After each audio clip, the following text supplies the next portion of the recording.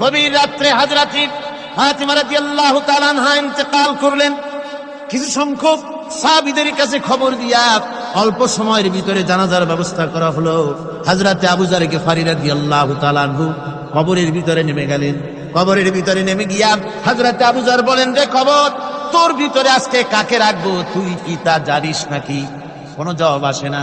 হযরত আবু যর বলেন, কবর রে, তোর ভিতরে আজকে যাকে রাখবো তিনি হতেছেন হযরত ইমাম হাসান হোসেনের মা। বেহেশতের সমস্ত জওয়ানদের সরদার হবেন যারা, সেই দুইজনের মা তোর ভিতরে রাখবো, খবরদার বেয়াদবি করবি না। কোনো জবাব না পেয়ে হযরত আবু যর বলেন, ওগো কবরের মাটি, তোর ভিতরে কাকে রাখবো কি জানিস? আসাদুল্লাহিল গালিব, দুনিয়ার সমস্ত কাফেরদের বিরুদ্ধে আল্লাহ রাব্বুল আলামিন যাকে বাঘ বানিয়ে পাঠালেন, সেই হযরতে আলী, তার স্ত্রী রেখে যাব, খবরদার বেয়াদবি করবি না। কোনো জবাব আসে না। হযরতে আবু যর বলেন, কবরের মাটি, তোর ভিতরে যাকে রাখবো তিনি হলেন খাতুনে জান্নাত, বেহেশতের সমস্ত মহিলাদের সরদারিনী হবেন যে ফাতেমা, তারে রেখে যাব, তোর ভিতরে খবরদার কোনো বেয়াদবি করবি না। আবার হযরতে আবু যর বলেন, কবরের মাটি, তোর ভিতরে কারে রাখবো কি জানিস? তোর ভিতরে আজকে যাকে রেখে যেতেছি তিনি হলেন আখেরি জামানার পয়গম্বর, বিশ্বনবী জনাবে মুহাম্মদ রাসূলুল্লাহ সাল্লাল্লাহু আলাইহি ওয়াসাল্লামের কলিজার টুকরা মা ফাতেমাকে তোর ভিতরে রাখবো, খবরদার কবরের মাটি বেয়াদবি করবি না। কিতাবে এসেছে হযরতে আবু যরকে বাড়ি শুনতে পেলেন, আওয়াজ এলো, কে যেন বলতেছে, রে আবু যর, আমি ফাতেমা কি চিনি না, হাসান হোসেনের মা কি চিনি না, আলীর স্ত্রী চিনি না, রাসূলের মেয়ে মা ফাতেমা কি চিনি না। আমল যদি ভালো হয় আমার ভিতরে, আমল ভালো নিয়ে যে আসবে শান্তিতে থাকবে, আর আমল যদি খারাপ হয় আমার ভিতরে, তার অবস্থা চূড়ান্ত হয়ে যাবে। আমার ভাইরা, আমার বন্ধুগণ, আমলের উপরে ভিত্তি করে কিয়ামতের দিন নাজাত হবে। আমল যদি খারাপ হয়ে যায়, কিয়ামতের দিন কেউ তাকে বাঁচাতে পারবে না। এই জন্য কিয়ামতের ময়দানে, হাসরের দিনে আল্লাহর হাবিব জনাবে মুহাম্মদ রাসূলুল্লাহ সাল্লাল্লাহু আলাইহি ওয়াসাল্লাম সিজদায় পড়ে কাঁদতে থাকবেন। আল্লাহ রাব্বুল আলামিন বলেন, হাবিব রে, আপনি কাঁদেন কেন?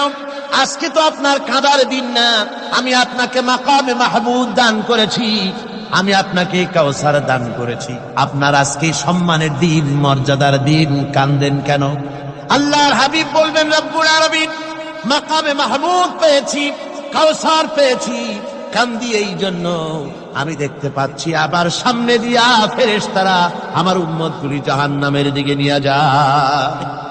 আল্লাহ রাব্বুল আলামিন বলবেন, ওগো আমার হাবিব, আমি আপনাকে ক্ষমতা দিলাম, আপনার জান্নাতি উম্মতগুলি আপনি বেছে নেন। আল্লাহর হাবিব তার জান্নাতের উম্মতগুলি বাঁচতে থাকবেন। হযরত আয়েশা বলেন, ইয়া রাসূলুল্লাহ, কিয়ামতের ময়দানে লক্ষ কোটি কোটি মানুষের ভিতরে আপনার জান্নাতি উম্মত আপনি চিনবেন কি করে? হুজুর বলেন, আয়েশা, কোন একটি ঘোড়ার কপাল যদি থাকে সাদা, এই সাদা কপালওয়ালা ঘোড়াটা যদি অসংখ্য ঘোড়ার ভিতরে যদি হারিয়ে যায়, তাহলে সাদা কপালওয়ালা ঘোড়ার মালিক তার ঘোড়াকে পাবে কিনা বলো? হযরত আয়েশা বলেন, হুজুর, অনায়াসে পাবে। আল্লাহ রাব্বুল আলামিনের হাবিব বলেন, আয়েশা রে, কিয়ামতের ময়দানে আমার যেই উম্মতেরা নামাজি ছিল, দিনদার ছিল, পরেজগার ছিল, দুনিয়ার বুকে ঈমান নিয়ে যারা চলাফেরা করেছে, আমার দিন কায়েমের, আল্লাহর দ্বীনের জন্য যারা কাজ করেছে, ওদের চেহারা নূর চমকাতে থাকবে, ঈমানের নূর কিয়ামতের দিন চমকাতে থাকবে। সেই ঈমানের নূর দেখে দেখে আমি আমার জান্নাতি উম্মতগুলি আমি বেছে নেব। হযরত ফাতিমা রাদিয়াল্লাহু তাআলা আনহাকে রাসূলুল্লাহ সাল্লাল্লাহু আলাইহি ওয়াসাল্লাম অত্যন্ত ভালোবাসতেন, মহব্বত করতেন তার স্ত্রীদেরকেও। তার স্ত্রীরাও রাসূল করিম সাল্লাল্লাহু আলাইহি ওয়াসাল্লামকে ভালোবাসতেন প্রাণ উজাড় করে দিয়ে। নবীজি বলেছেন, কন্যার পিতাদেরকে গালি দিও না। অনেকে টিটকারি করে, বারবার মেয়ে হয় ছেলে একটাও হয় না, সেই জন্য টিটকারি বটকারি করে। আল্লাহর নবী বলেছেন, মেয়ের পিতাকে গালি দিও না, ঠাট্টা করো না, যেহেতু আমি মুহাম্মদ রাসূলুল্লাহ সাল্লাল্লাহু আলাইহি ওয়াসাল্লাম, আমি মেয়েদের পিতা, আমি নিজে মেয়েদের পিতা। খাও না, মেয়েদের পিতাকে গালি দিও না। রাসূলুল্লাহ বলেছেন, আকাশের নিচে জমিনের উপরে খাদিজার মতো মহিলা আর নাই। সেই হযরতে খাদিজা রাসূলের 4টি মেয়ে পেটে ধারণ করেছিলেন। সুবহানাল্লাহ। মেয়ের প্রতি রাসূলুল্লাহ যথেষ্ট মহব্বত করতেন। মেয়েকে খুব ভালোবাসতেন হুজুর সাল্লাল্লাহু আলাইহি ওয়াসাল্লাম। হুজুরের কলিজার টুকরা ছিলেন মা ফাতিমা রাদিয়াল্লাহু তাআলা আনহা।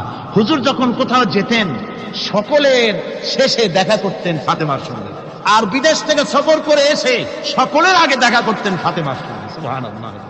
রাসূলুল্লাহ আরো বলেছেন, তোমরা যখন বাজারে যাবে বা ব্যবসা করতে যাবে বা বিদেশে যাবে, আসার সময় যে সব হাদিয়া নিয়ে আসো। আমরা যখন বাইরে যাই, বাজারে যাই, কিছু হাদিয়া আনি না? জামা, কাপড়, চকলেট ইত্যাদি আমরা আনে থাকি। রাসূলুল্লাহ বলেছেন, হাদিয়াগুলি তোমরা যারা বিদেশে যাও, বাজারে যাও, হাদিয়া আনবে আর এনে ঘরের মধ্যে ঢুকে তা শুরু করবে মেয়েকে দিয়ে। প্রথমে দেবে মেয়েকে। সুবহানাল্লাহ। মেয়ের মর্যাদা ইসলামে সব চাইতে বেশি। কোন যুগে? যে যুগে মেয়ে হলে পরেই মাটির নিচে ঘেরে রাখতো, আছাড় মেরে মেরে ফেলে দিত। বেআইয়ি যামবিন কুতিলা, কোন অপরাধে তাদেরকে হত্যা করা হলো। আল্লাহ পাক কোরআনে কারীমের মধ্যে বলেছেন তাদের অপরাধ আর কিছু না, তারা নারী, এই জন্য তাদেরকে মেরে ফেলা হতো। রাসূলুল্লাহ তাদের ইজ্জত দিলেন। সুবহানাল্লাহ বিহামদিহি। রাসূলুল্লাহ সম্মান দিলেন, ইজ্জত দিলেন তাদের। কন্যা হিসাবে নারীর এই মর্যাদা। ফাতেমাকে রাসূল এত ভালোবাসতেন, ইন্তেকালের সময় হযরত ফাতেমা কাঁদতে কাঁদতে বেহুশ হয়ে যাওয়ার উপক্রম হয়ে গেল। রাসূলুল্লাহ হযরত ফাতেমাকে ইশারা দিলেন। হযরত ফাতেমা তার কান নিয়ে রাসূলুল্লাহর মুখের কাছে লাগায় দিলেন। আল্লাহ নবী কি যেন বললেন কানে কানে। হযরত ফাতেমার কান্না বন্ধ হয়ে গেল। হযরত আয়েশা বলেন, মা, রাসূলুল্লাহ তোমার কানে কানে কি বললো আর তোমার কান্না বন্ধ হয়ে গেল? হযরত ফাতেমা বলেন, ইয়া আম্মা জান, আমার আব্বা আমার কানে কানে বললো, মা ফাতেমা তুই কাঁদিস না, তোর কান্না আমার বরদাস্ত হয় না, তোমাকে কাঁদতে হবে না। আমি তোমাকে সুসংবাদ দিয়ে দিতেছি, আমি মরে যাওয়ার পর সর্বপ্রথম তোমার সাথে আমার দেখা হবে। রাসূলুল্লাহর এই ভবিষ্যৎবাণী হযরত ফাতেমা বুঝতে পেরেছেন যে হুজুরের ইন্তেকালের পরে আমার বেশি দেরি হবে না, আমিও তাড়াতাড়ি হুজুরের সাথে শামিল হতে পারবো। হুজুরের ইন্তেকালের 6 মাস পরই হযরত ফাতেমা রাদিয়াল্লাহু তাআলা আনহা ইন্তেকাল করেছেন। কন্যা হিসাবে নারীর মর্যাদা ইসলাম অনেক অনেক গুণে বাড়িয়ে দিয়েছে। এই কন্যা শিশু, কৈশোর, যৌবন পেরিয়ে যখন যৌবনে তার বিয়ে হয়ে যায়, আল্লাহ রাব্বুল আলামিন তখন বলেন, ওয়া মিন আয়াতিহি আন খালাকা লাকুম মিন আনফুসিকুম আজওয়াজান লিতাসকুনু ইলাইহা ওয়া জাআলা বাইনাকুম মাওয়াদ্দাতান ওয়া রাহমা। আল্লাহ পাক বলেন, আমার নিদর্শনের ভিতরে এটিও একটি নিদর্শন, আমি তোমাদের থেকে তোমাদের জোড়া তৈরি করেছি, তোমাদের স্ত্রীদেরকে তৈরি করেছি, তোমাদের সাথে তোমাদের স্ত্রীর ভালোবাসা সৃষ্টি করেছি, মহব্বত সৃষ্টি করেছি। এই মহব্বত আমি আল্লাহ তৈরি করেছি। আর যখন বুড়ো হয়ে যায় মানুষ, স্বামী স্ত্রী যখন বুড়ার বুড়ি হয়, তখন আর ভালোবাসা থাকে না, তখন ওই ভালোবাসা সহৃদয়তার করুণায় আমি আল্লাহ পরিণত করে দেই। বুড়ার জন্য তখন বুড়ি ছাড়া আর উপায় নাই, বুড়িরও আর বুড়া ছাড়া উপায় নাই। তখন ভালোবাসা কোনো বিশেষ কোনো অক্ষ নিয়ে ভালোবাসা নয়, তখন একের উপরে অন্য একদম নির্ভরশীল হয়ে পড়ে। আল্লাহ পাক বলেন, এই অবস্থা আমি আল্লাহ সৃষ্টি করে দেই। সুবহানাল্লাহ। স্ত্রীকে রাসূলুল্লাহ কত ভালোবাসতেন। আল্লাহ নবী বলেছেন, আমার কাছে 3টা জিনিস প্রিয়, একটা হচ্ছে সুগন্ধি, একটা হচ্ছে নামাজ, আরেকটা হচ্ছে স্ত্রী। সুবহানাল্লাহ। স্ত্রী আমার কাছে প্রিয়। হুজুর বলেছেন, তোমাদের মধ্যে সেই ব্যক্তি উত্তম যে ব্যক্তি তার স্ত্রীর কাছে উত্তম। আমি আমার স্ত্রীদের কাছে উত্তম ব্যক্তি। সুবহানাল্লাহ। রাসূলুল্লাহ স্ত্রীকে কত ভালোবাসতেন। বিশ্বনবী রাজনৈতিক কর্মকাণ্ড চালাচ্ছেন, যুদ্ধের দামামা বাজতেছে, চতুর্দিকে কত অশান্তি, সবকিছু চলছে, স্ত্রীর হক আদায় করতে ভুলে যাননি। রাতের বেলায় হযরত আয়েশার বয়স কম, তাকে নিয়ে রাসূলুল্লাহ একটু সুযোগ পেয়েছেন, বলছেন, আয়েশা সব তো ঘুমিয়ে, চলো আমরা একটু দৌড়াই। ওই যে দূরে একটা জিনিস দেখা যায়, দৌড় দাও, দেখি কি আগে যায়। দুজনে দৌড় প্রতিযোগিতা করলেন।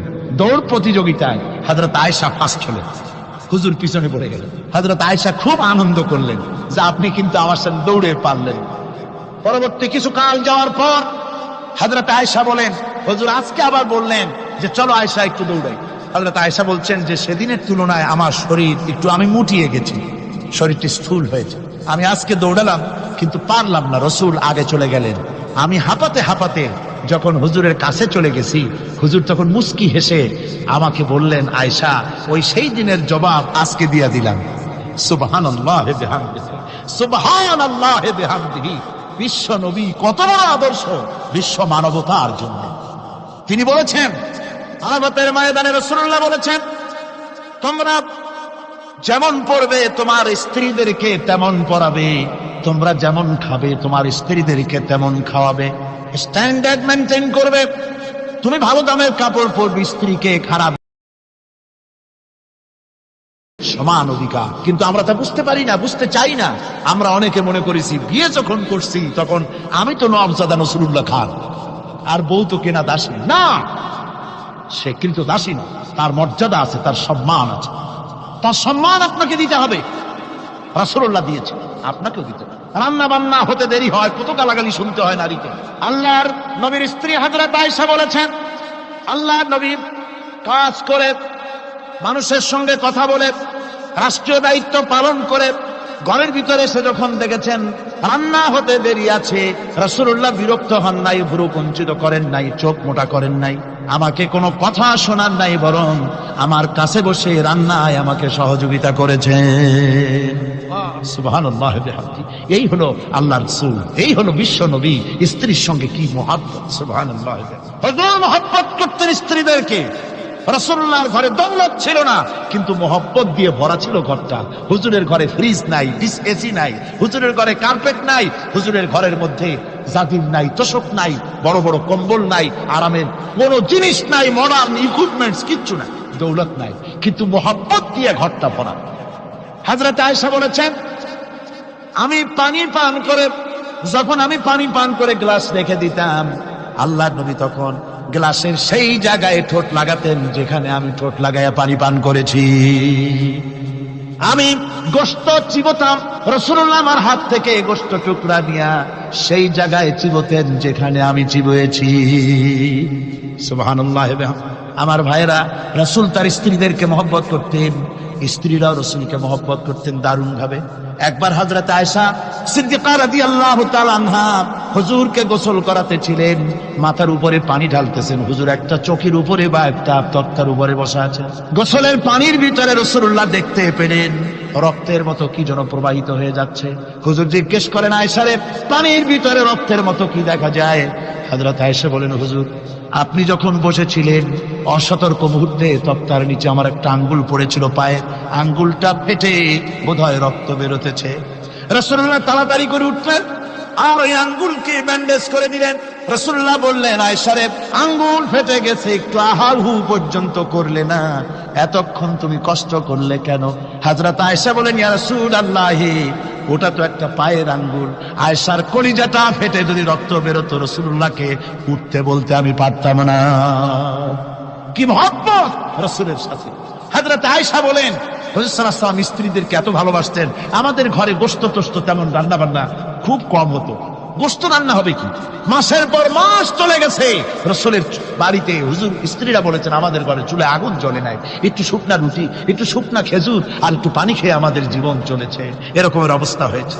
তারপরে এই অবস্থা চলেছে, এর মধ্যে যদি কখনো একটু গোশত আসছে, হুজুর যখন ছাগল টাগল ইত্যাদি ছাগল দুম্বা জবাও করেছেন, এই দুম্বার গোশত নিয়ে, ছাগলের গোশত নিয়ে রাসূলুল্লাহ নিজে বেরোতেন। হযরত খাদিজার বান্ধবী কোথায় আছে খুঁজে ওই বান্ধবীর কাছে গোশত পৌঁছে দিয়ে আসতে। হযরত আয়েশা বলেন, একদিন আমার ঘুম ভেঙে গেল, দেখি হুজুর আমার কাছে নাই, গেলেন কোথায়? খুঁজতে খুঁজতে যায় দেখি মসজিদে নববীর ভিতরে হুজুর হাত তুলে বসে আছেন, মোনাজাত করতেছেন। আমি পেছনে গিয়ে হাত তুলি, আমি শুনতে পাচ্ছি নবীজি দোয়া করছেন, রব্বুল আলামিন কিয়ামতের ময়দানে যেদিন সন্তান তার পিতাকে ভুলে যাবে, মা তার সন্তানকে হারায় ফেলবে, ওই কঠিন হাসরের ময়দানে আমি যেন আমার খাদিজাকে হারাইয়া না যাই। মুনাজাতের শেষে হযরত আয়েশা বলেন, ইয়া রাসূলুল্লাহ, খাদিজার কথা আপনার এত কেন বারবার মনে পড়ে? একটা বুড়িরে বিয়ে করেছিলেন 25 বছর বয়সের সময়, 40 বছর বুড়ি, তার কথা কেন এত মহব্বত আপনার মনে পড়ে? তার থেকে যুবতী মেয়ে, সুন্দরী মেয়েকে আপনার স্ত্রী হিসেবে আপনি পান নাই। হুজুর বলেন, আয়েশা রে, খাদিজার সম্পর্কে এমন কথা তুমি আর বলো না। তোমরা সবাই আমার সুখের দিনের স্ত্রী, আর খাদিজা আমার এমন সময় স্ত্রী ছিল যখন মক্কায় আমার আশ্রয় ছিল না, তামাম মক্কা নগরীতে আমার আশ্রয় ছিল না। খাদিজার সঞ্চিত সমস্ত ধনরাশি ইসলাম কবুল করার পর দুহাতে খাদিজা বিতরণ করে দিয়েছে। হযরত আয়েশা বলেন, হুজুর আমার গোস্তাকি মাফ করে দেন, আমি আর এরকম বলবো না, তবে খাদিজা সম্পর্কে আমার কিছু একটু শুনান। হুজুর বলেন, এই সাথে শোনো, গভীর রাত, যত রাত হোক না কেন, ইসলামের দাওয়াত দিয়ে দিয়ে গভীর রাত্রে আমি যখন বাসায় ফিরেছি, ঘরে এসেছি, দরজায় একটা মাত্র ডাক দিয়েছি, খাদিজা, অমনি দরজা খুলে গেছে। আমি জিজ্ঞেস করেছি, খাদিজা রে, যত রাত্রে আসলাম, যতবার আসলাম, একটা ডাকের বেশি লাগলো না, তুমি কি ঘুমাও না? হযরতে খাদিজা বলেছেন, ইয়া রাসূলুল্লাহ, আমার মনের ভিতরে ভয় থাকে, আল্লাহ রাসূল দিনের খেদমতে বাইরে আছেন, আমি যদি আরামে বিছানায় ঘুমায় থাকি আর নবীজি দরজার কাছে দাঁড়ায় আমারে ডাকাডাকি করবেন, উঠতে যদি দেরি হয়ে যায় নবীজির সঙ্গে বেয়াদবি হয়ে যাবে, এই মনে করে আপনি না আসা পর্যন্ত দরজার সাথে পিঠ লাগাই আমি দাঁড়াইয়া দাঁড়াইয়া ঘুমাই। আমার ভাইরা, হযরতে খাদিজার ইজ্জত স্বয়ং আল্লাহ দিয়েছেন। কে দিয়েছেন? হাদিস শরীফে এসেছে, রাসূলুল্লাহ জাবালে নূরে বসা, গারে হেরার ভিতরে বসা, হযরতে জিবরাইল রাসূলুল্লাহর সঙ্গে কথা বলতেছেন। একটু পরে হযরতে জিবরাইল বলেন, ইয়া রাসূলুল্লাহ, আমি আর এখানে বসবো না, আমি এখন চলছি। আমি দেখতে পাচ্ছি খাদিজা আসতেছে আপনার জন্য খাবার নিয়ে। খাদিজা যখন আপনার কাছে পৌঁছে যাবে, আপনি খাদিজাকে শুনায় দিবেন, আল্লাহ রাব্বুল আলামিন খাদিজাকে সালাম জানাইছে। সুবহানাল্লাহ।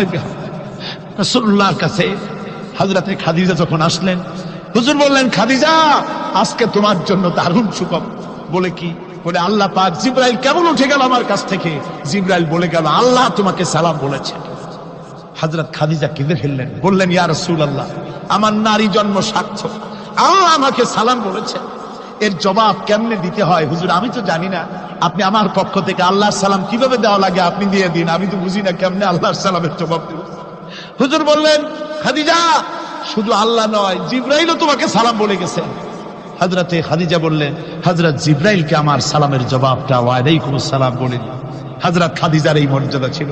আমার ভাইরা, রাসূল পাক সাল্লাল্লাহু আলাইহি ওয়াসাল্লাম এভাবে মহব্বত করেছেন স্ত্রীদেরকে। সুতরাং স্বামী স্ত্রীর মহব্বত আল্লাহ জান্নাতি নিয়ামত। কি নিয়ামত? যে ঘরের মধ্যে স্বামী স্ত্রীর মধ্যে মিল মহব্বত আছে, এটা বেহেশতের মতো, আর যেখানে মিল মহব্বত নাই, এটা জাহান্নামের মতো। ঠিক কি? সুতরাং মহব্বত করুন, বেশি বেশি স্যাক্রিফাইস করুন, বেশি বেশি স্যাক্রিফাইস। নারীদের ব্যাপারে বলা হয়েছে, পুরুষকে বলা হয়েছে অধিকার আদায় করো, সব ব্যাপারে সমান অধিকার, কিন্তু নারীকে একটা ব্যাপারে বলা হয়েছে, নারী শোনো, পুরুষের মর্যাদা তোমার চাইতে আল্লাহ রাব্বুল আলামিন বেশি দিয়েছেন। আর রিজালু কাওয়ামুনা আলান নিসা, নারীদের উপরে পুরুষের প্রাধান্য আল্লাহ পাক দান করেছেন।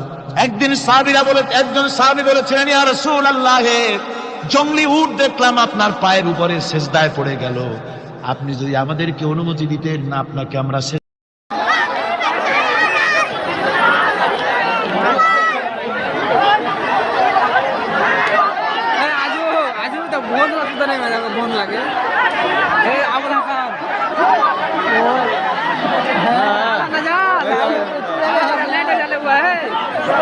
कॉल पे मार बैठ करना लाइक